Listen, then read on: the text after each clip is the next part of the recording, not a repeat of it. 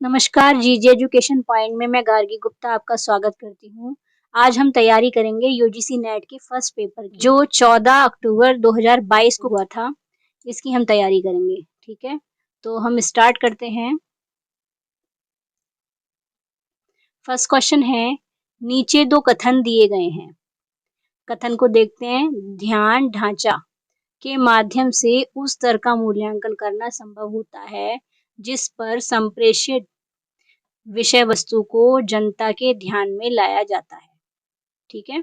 Second कथन क्या है? आधुनिक समाज में यदि संसार में स्थित सभी ध्यान ढांचों पर ध्यान दिया जाए तो ये सभी ढांचे एक समान, अपरिष्कृत और गैर अन्योन्यात्मक क्रियात्मक होते होंगे, ठीक है।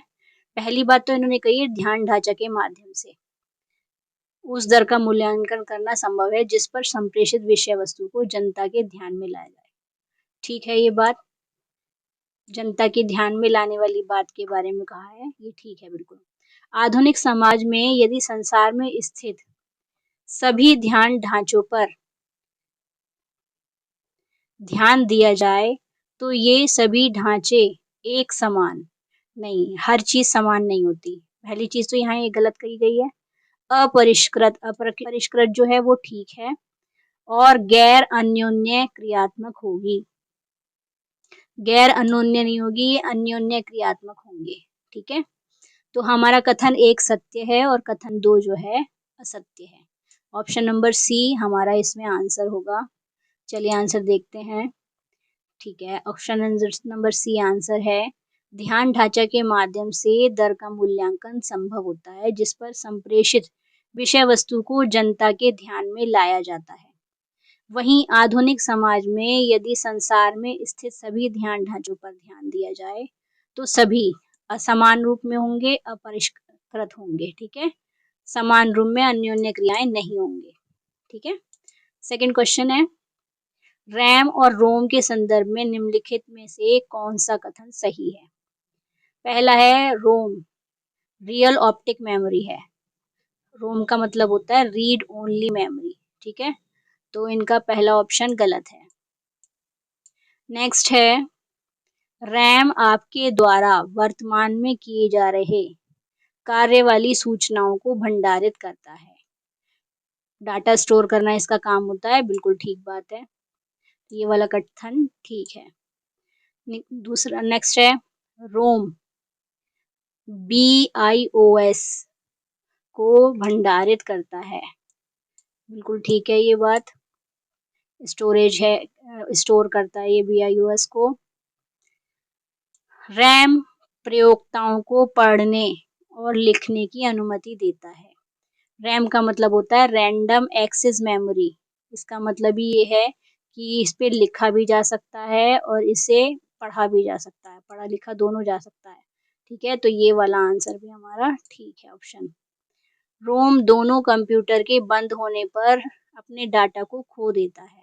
ये बात गलत है, क्योंकि डाटा स्टोर कर लिया जाए तो वो होता नहीं है, खराब नहीं होता, ठीक है। उसको अगर सेव कर लिया जाए तो हमारा option number B, C and D सही है, ठीक है। तो B, C and D option number B में आता है। देखते हैं,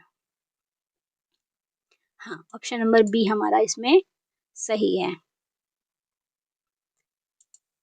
नेक्स्ट क्वेश्चन है, जिमरमैन द्वारा प्रतिपादित आत्म विनियमित अधिगम के चक्रीय चरण प्रक्रियाओं के रूप में कार्य करती है। स्टेप्स दिए गए हैं इसके, ठीक है, प्रक्रियाओं के, उन्हें हमें स्टेप्स को लाइन से लगाना है, ठीक है। कृत्यक विश्लेषण, कृत्यक का मतलब होता है टास्क देना या कार्य देना, ठीक है, कार्य का विश्लेषण करना। स्व अभिप्रेरण विश्वास, आत्मनियंत्रण, आत्मप्रेक्षण, आत्मनिर्णय और प्रतिक्रिया, ठीक है। इसी क्रम में होता है, पहले हम एनालिसिस करते हैं, उसके बाद विश्वास करते हैं, उसके बाद नियंत्रण करते हैं, कंट्रोल करते हैं, और उसके बाद देखते हैं, ऑब्जर्व करते हैं, और उसके बाद ही हम निर्णय लेते हैं, ठीक है, और आत्म प्रतिक्रिया करते हैं।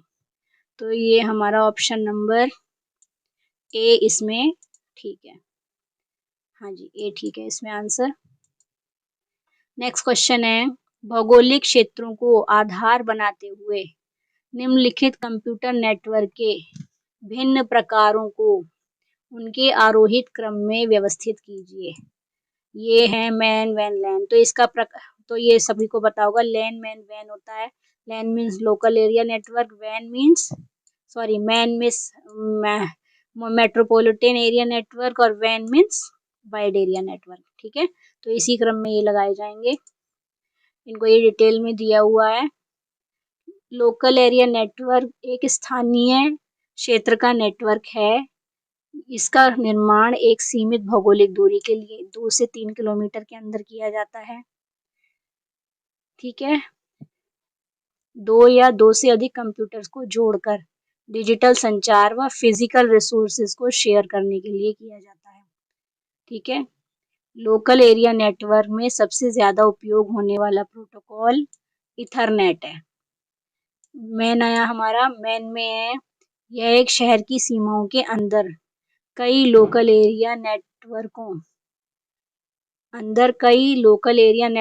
को आपस में जोड़कर बनाया जाता है। यह लैन से ज्यादा तथा वैन से कम एरिया कवर करता है। इसका प्रयोग किसी सरकारी या वेट वॉश नहीं होगा, कुछ इसमें गड़बड़ कर दिया है कंप्यूटर ने।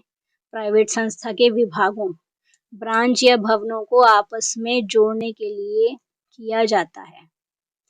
वैन है वाइड एरिया नेटवर्क, जैसा कि नाम से ही दिखाई दे रहा है, व्यापक क्षेत्र में नेटवर्क का यूज किया जाता है। एक प्रदेश या देश से पूरे विश्व के कंप्यूटर व छोटे बड़े नेटवर्क आपस में जुड़े होते हैं इससे। ठीक है, तो इसका क्रम ये हो गया, लैन, मैन, वैन। ठीक है, अब देखिए ये इस टाइप के क्वेश्चन है, इनको मैंने कंफ्यूज ना करने की वजह से इसको ऐसे किया है कि मैंने इसकी जो है ना मैचिंग लिस्ट उतार दी है और उसके आंसर दे दिए हैं, इसके ऑप्शंस नहीं लिखे हैं। ठीक है, तो इसको हम यहीं पर कर देते हैं। हब किस लिए यूज किया जाता है, इसमें वर्णन किया गया है। हब का काम होता है नेटवर्क डिवाइस में। ठीक है, जॉयस्टिक जो है वो एक इनपुट डिवाइस है। नोटपैड ये क्लू है एक तरह का। नोटपैड का मतलब होता है जिसपे लिखा जाए, तो ये टेक्स्ट एडिटर है। एंड्रॉइड क्या है, एंड्रॉइड होता है ऑपरेटिंग सिस्टम। ठीक है, चलिए देखते हैं सेम है या नहीं। हाँ जी, आंसर है hub, network, joystick, input device, notepad, text editor, Android है ऑपरेटिंग सिस्टम। नेक्स्ट क्वेश्चन है, प्रचुरता की दृष्टि से बायोगैस के विभिन्न घटकों को सही क्रम में व्यवस्थित कीजिए। अमोनिया, हाइड्रोजन सल्फाइड, मीथेन और कार्बन डाइऑक्साइड। इसका मतलब ये है, इन्होंने पूछा है बायोगैस के अंदर किसकी परसेंटेज ज्यादा होती है। ठीक है, ये पूछा है इन्होंने, सीक्वेंस बताना है कि कौन ज्यादा होता है कंपोनेंट और कौन सा कंपोनेंट कम होता है। तो इसमें है ammonia, hydrogen sulphide, methane, carbon dioxide. ठीक है, तो इसमें सबसे पहले हम लगाएंगे मीथेन को, तो option number C first number पे आएगा। तो ऑप्शन नंबर सी इसमें 2 जगह है। ठीक है, उसके बाद डी आ रहा है सीक्वेंस में, तो सी के बाद कार्बन डाइऑक्साइड आ गया, उसके बाद आएगा hydrogen sulphide. Hydrogen sulphide B वाला ऑप्शन नीचे वाले में है, तो आपका आंसर हो गया डी। ठीक है, अमोनिया। अब देखते हैं इसका आंसर। देखिए, हाँ, प्रचुरता की दृष्टि से बायोगैस के विभिन्न घटक लगभग प्रतिशत मात्रा में है। मीथेन है 50 से लेके 80% तक। ठीक है, कार्बन डाइऑक्साइड है 30 से लेके 50% तक। हाइड्रोजन सल्फाइड है 0.7%। ठीक है, अमोनिया है ट्रेसेस है, ये अल्प है, सबसे कम मात्रा में होता है। ठीक है, नेक्स्ट है वह आरेखन जो प्रतियों के बीच संबंधों की रूपरेखा तैयार करता है, क्या कहलाता है। देखिए इसका आंसर जो है इसके क्वेश्चन में ही है। देखिए इन्होंने इसमें 4 ऑप्शन दिए हैं, अपसारी विचारण, संप्रत्य मानचित्र, प्रसंगात्मक स्मृति, सम्मिलित अभिज्ञान। किस चीज की बात हुई है यहाँ पर, प्रत्यय की। और क्या है, आरेखन यानी ड्रॉ करने वाली चीज, ठीक है। चार्ट के बारे में बात हो रही है यहाँ पर। तो यहाँ पर चार्ट और इसकी बात किस में आती है? संप्रत्यय मानचित्र में, कॉन्सेप्ट मैप में, ठीक है ना। तो हमारा आंसर होगा इसमें बी। देखते हैं इसमें यहाँ इन्होंने अवधारणा नक्शा कहा है, बी आंसर है, ठीक है। बाकी इनके बारे में अब देख लेते हैं बाकी की चीजें क्या हैं। अवधारणा नक्शा या वैचारिक आलेख अवधारणाओं के बीच सुझाव दिए संबंधों की एक चित्र द्वारा दर्शाता है। की नहीं होगा, यहाँ पर को होगा। यह डिजाइनों, इंजीनियरों, तकनीकी लेखक और दूसरों को संगठित करने और संरचना ज्ञान का उपयोग करने वाले एक ग्राफिकल उपकरण है, ठीक है। अवधारणा नक्शा की बात की गई, मैप की बात, ठीक है। एपिसोडिक मेमोरी क्या है? प्रसंगात्मक स्मृति है, जो हम दिन प्रतिदिन की जीवन में अपने काम जो घटनाएं करते जाते हैं उसका सीक्वेंस जो होता है वो एपिसोडिक कहलाता है। कि एक काम को हम डेली करते हैं, सुबह उठ के नाश्ता करना, फिर और दूसरा काम करना, ऑफिस जाना या जॉब करना या घर का खाना बनाना, ये सारे काम जो है जब हम सीक्वेंस में करते रहते हैं तो ये हमारी मेमोरी में प्रसंगात्मक रूप से बन जाते हैं, ठीक है। अपसारी विचारण या अपसारी चिंतन, डाइवर्जेंट थिंकिंग किसे कहते हैं? जब किसी बालक चिंतन के अनेक विकल्प और विचारों को अलग अलग दशाओं में फैलाने का अवसर दिया जाता है बालक को, ठीक है। तो उसे अपसारी चिंतन कहते हैं। यानी ये जो होता है अलग अलग दिशाओं में अलग अलग तरह से होते हैं, इसमें अलग अलग विचार इंसान को डाइवर्ट करते हैं, ठीक है। इंसान के विचार डाइवर्ट होते हैं। सम्मिलित अभिज्ञान क्या है? मिला जुला अभिज्ञान, यानी सब कुछ जो भी उसने सीखा है, जो भी अपने पूरे जीवन में किया है उसका एक निचोड़, वो सम्मिलित अभिज्ञान कहलाता है, ठीक है। नेक्स्ट क्वेश्चन है तात्क्षणिक। तात्क्षणिक का मतलब है उसी समय या उसी क्षण में, क्षणिक है ना, क्षणिक का मतलब है क्षण में या टाइम में। देखिए इंग्लिश में भी दिया हुआ है रियल टाइम, जो समय चल रहा है, एनवायरमेंट परिवेश, ठीक है। यानी वास्तविक परिवेश में दृश्य तथा अन्योन्य विषय वस्तु के साझा पर्यावलोकन हेतु साधनों की पहचान करनी है हमें। कि वास्तविक परिदृश्य में हम क्या क्या यूज कर सकते हैं। देखिए आभासी श्वेत पट, व्हाइट बोर्ड का यूज कर सकते हैं, हाँ जी कर सकते हैं व्हाइट बोर्ड का यूज। स्लाइड दिखाने का भी यूज हम कर सकते हैं, और मतदान पोलिंग भी हो सकती है और प्रश्नोत्तरी भी हो सकती है। अवतार, अवतार का यूज नहीं कर सकते हम। अवतार तो एक मतलब इंटरनेट में हम यूज करते हैं अवतार का, वो इसमें नहीं आता, ठीक है। अवतार एक एनिमे है, एनिमेशन बनाया गया वो है। अवतार एक कंप्यूटर जनित 3D दुनिया में उपयोगकर्ताओं द्वारा कंप्यूटर निरूपण है, जिसका उपयोग मुख्य रूप से चार्ट और मनोरंजन वेबसाइटों में किया जाता है। तात्क्षणिक परिवेश में दृश्य तथा अन्योन्य विषय वस्तु के साझा पर्यावलोकन हेतु साधन प्रयुक्त किए जा सकते हैं, जो बाकी के 4 साधन है वो, ठीक है। तो हमारा आंसर है ए। एक और मिलान क्वेश्चन आ गया, देखिए चलिए इसे देखते हैं। ये है भारत के संविधान के अनुच्छेद और उसके विषय। अनुच्छेद 45 तो सभी जानते होंगे, निशुल्क शिक्षा के ऊपर है ना। तो इसमें ऑप्शन है ये 3 वाला, निशुल्क और अनिवार्य शिक्षा, ठीक है। तो कई बार क्या होता है हम जो है एलिमिनेट करके भी इस काम को कर लेते हैं। जब हमारे ऑप्शन दिए होते हैं उसमें से देखते हैं कि 3rd नंबर वाला जहाँ पर पहले नंबर पे आएगा तो उससे हम मैचिंग को कर लेते हैं मिला के। यहाँ मैंने ऑप्शन नहीं दिए हैं, ठीक है। नेक्स्ट है 30 वाला है, अनुच्छेद 30 है राज्य को महिलाओं उनकी शिक्षा के लिए ये शैक्षिक संस्थान स्थापित करने और संचालित करने संबंधी अल्पसंख्यकों के अधिकार के लिए। तो 30 वाला ये बी वाला ऑप्शन हो जाएगा, और 15(3) का ऑप्शन हो जाएगा हमारा राज्य की महिलाओं वाला, ठीक है, ए वाला ऑप्शन। और 230 वाला जो बचा हुआ ऑप्शन है वो हो जाएगा केंद्र सरकार के अंतर्गत संघ राज्य क्षेत्रों के शिक्षा विभाग का दायित्व। देखते हैं अनुच्छेद 45 में आया निशुल्क एवं अनिवार्य शिक्षा, बिल्कुल ठीक है। 30 अनुच्छेद 30 के अंतर्गत आएगा शैक्षिक संस्थानों में स्थापित करने और संचालित करने की, ठीक है। 15(3) में आएगा राज्य को महिलाओं और उनकी शिक्षा के लिए विशेष उपबंध करने का अधिकार प्रदान करना, ठीक है। और 239 में आएगा केंद्र सरकार के अंतर्गत संघ राज्य क्षेत्रों के शिक्षा विभाग का दायित्व, बिल्कुल ठीक आंसर है। नेक्स्ट क्वेश्चन है भूजल में आर्सेनिक प्रदूषण किसके कारण होता है। देखिए ये क्वेश्चन भी ऐसा ही है, क्योंकि यहाँ जल की बात की जा रही है तो कोई लिक्विड ही होगा ना, ऑक्साइड लिक्विड नहीं है, सल्फेट लिक्विड नहीं है, नाइट्रेट लिक्विड नहीं है। लिक्विड क्या है, अम्ल या एसिड, है ना, तो इसका आंसर यही होगा। हाँ, आर्सेनिक युक्त दूषित पानी आमतौर पर आर्सेनस अम्ल और आर्सेनिक अम्ल या उनके व्युत्पन्न होते हैं। गंगा डेल्टा में पानी की आपूर्ति के लिए नहरें नलकूप के उपयोग के कारण एक उच्च कोटि की समस्या उत्पन्न होती है।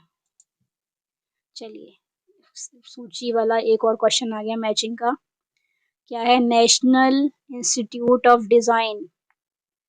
अच्छा, यहाँ पर राष्ट्रीय महत्व के संस्थान दिए हुए हैं और यहाँ पर उनके स्थान दिए हुए हैं। इसमें से मुझे कौन सा पता है, चलिए national institute of design, design का काम कहाँ होता है, गुजरात में होता है, तो ये हो गया अहमदाबाद, इसका आंसर हो जाएगा। National institute of pharmaceutical education and research, चलिए देखते हैं इसका आंसर क्या है। National institute of design Ahmedabad Gujarat में है। National institute of pharmaceutical education and research Mohali में है। मोहाली कहाँ पर है, मोहाली पंजाब में है, तो इस चीज से भी याद रख सकते हैं कि फार्मास्यूटिकल का काम मोहाली में होता है, ठीक है। डिजाइनिंग का काम अहमदाबाद में होता है। विश्वेश्वरैया नाम से ही पता चलता है कि नागपुर आंध्र प्रदेश का है, ठीक है ना। और आर्किटेक्चर का काम विजयवाड़ा में, इंस्टीट्यूट विजयवाड़ा में है, ठीक है, तो ऐसे भी याद रख सकते हैं आप। नेक्स्ट क्वेश्चन है वायुमंडलीय स्थिरता महत्वपूर्ण है क्योंकि इससे वायुमंडल में प्रदूषक की ऊर्ध्वाधर दिशा में विसरण की योग्यता निर्धारित होती है। अच्छा, भारत में ग्रीष्म ऋतु में वायुमंडल सामान्यतः स्थिर होता है। नहीं, ग्रीष्म ऋतु में हमने तो देखा है स्थिर नहीं होता, कभी बारिश होती है, कभी धूप निकलती है तेज, कभी गर्मी तेज होती है, कभी उमस होती है ना, तो स्थिर नहीं होता। तो हमारा ऑप्शन नंबर 2 इसमें गलत है, ऑप्शन नंबर 1 ठीक है इसमें। तो आंसर होगा सी, देखते हैं। हाँ, आंसर है सी, पहला कथन सत्य है और दूसरा गलत है, सही है सॉरी, हाँ दूसरा गलत है, असत्य है। नेक्स्ट क्वेश्चन है निम्नलिखित में से किस शोध क्रियाविधि में उंगलियों के निशान जैसे अवशेषों को विश्वसनीय माना जाता है। जहां पर अवशेषों की बात होती है इसका मतलब वो ऐतिहासिक शोध की बात कर रहे हैं, ठीक है। तो इसका आंसर ये हो जाएगा, एक ये चीज ध्यान रखने वाली बात है, देखिए आंसर नंबर सी, ऐतिहासिक शोध क्रियाविधि, ठीक है। नेक्स्ट क्वेश्चन है निम्नलिखित में से किसकी अनुशंसा पर विश्वविद्यालय अनुदान आयोग का गठन किया गया। देखिए विश्वविद्यालय अनुदान आयोग का गठन 1953 में किया गया था, ठीक है। तो उस समय में राधा कृष्णन आयोग चल रहा था 1953 में, 48 वाला, तो इसकी अनुशंसा पे होगा मे बी। हाँ, राधा कृष्णन आयोग की अनुशंसा पर विश्वविद्यालय अनुदान आयोग का गठन किया गया। विश्वविद्यालय अनुदान आयोग 28 दिसंबर 1953 को अस्तित्व में आया और विश्वविद्यालय में शिक्षण, परीक्षा और अनुसंधान के मानकों के समन्वय, निर्धारण और रखरखाव के लिए 1956 में संसद के एक अधिनियम द्वारा भारत सरकार का एक सांविधिक संगठन बन गया, ठीक है।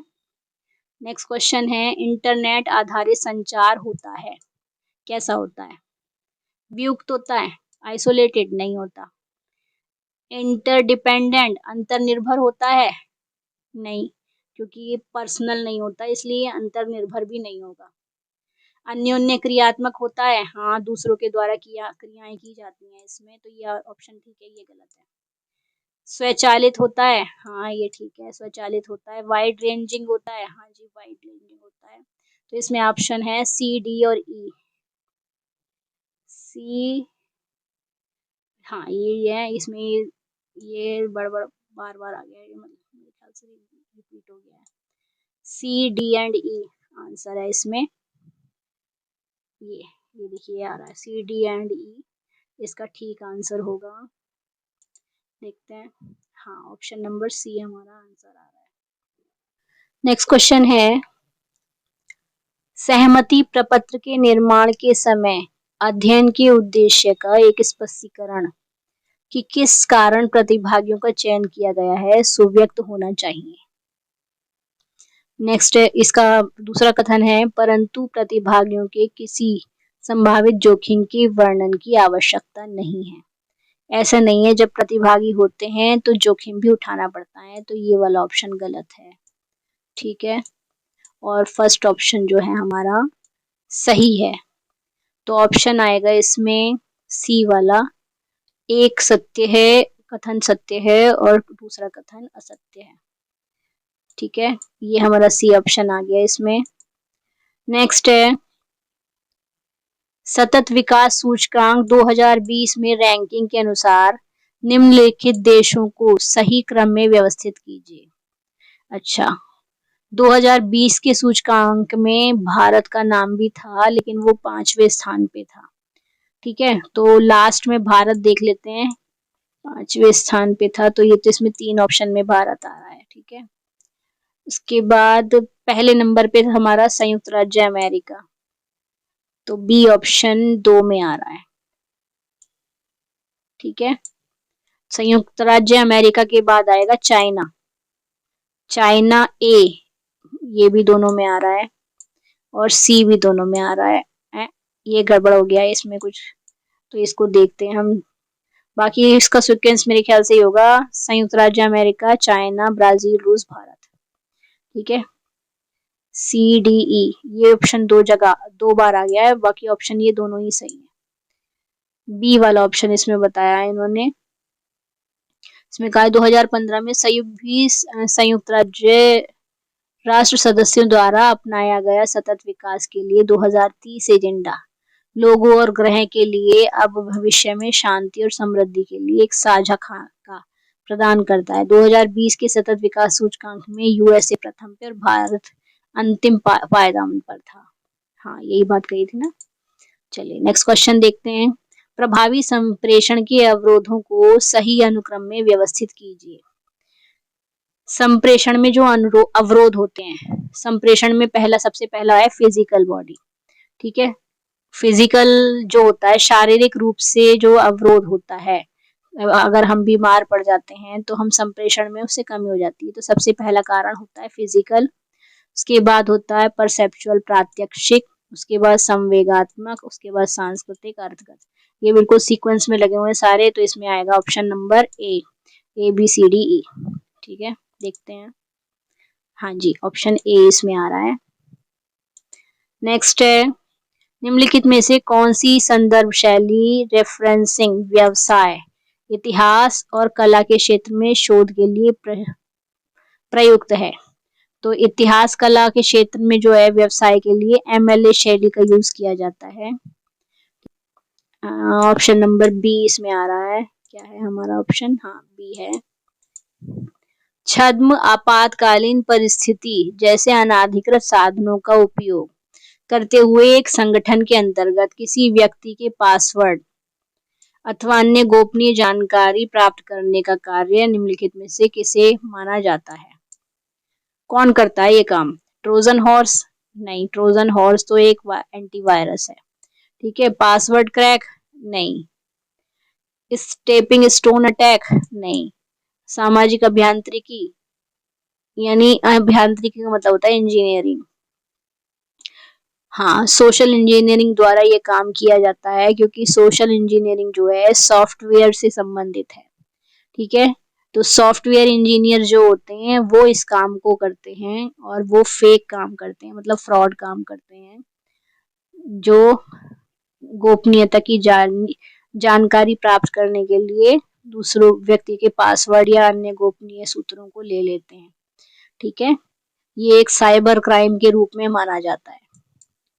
देखते हैं ऑप्शन नंबर ए, छद्म आपातकालीन परिस्थिति में अनाधिकृत साधनों का उपयोग करते हुए एक संगठन के अंतर्गत किसी व्यक्ति के पासवर्ड अथवा अन्य गोपनीय जानकारी प्राप्त करने का कार्य सामाजिक अभियांत्रिकी को माना जाता है।